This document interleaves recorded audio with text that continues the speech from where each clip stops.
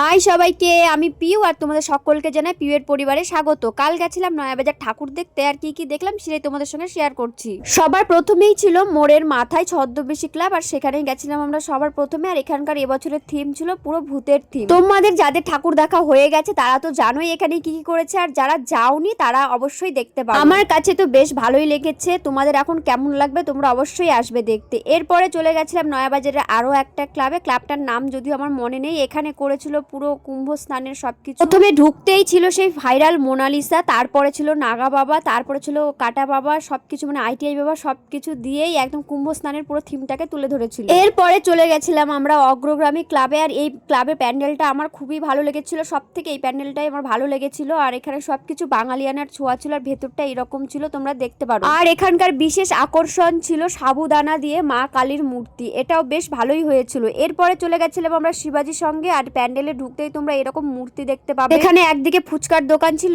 আর একদিকে চায়ের দোকান। এরপরে ঢুকলেই প্যান্ডেলে বিভিন্ন ধরনের মূর্তি দিয়ে পুরো সাজসজ্জাটা করেছে। মূর্তিগুলো একদম রিয়েলিস্টিক লাগছিল, খুবই ভালো লাগছিল দেখতে। বিভিন্ন ধরনের সাজসজ্জা করেছে, নিত্যদিনের যে প্রয়োজনীয় আমাদের সবকিছু করতে হয় সেইগুলো দিয়েই প্যান্ডেলটা করেছে, বেশ ভালো লেগেছিল।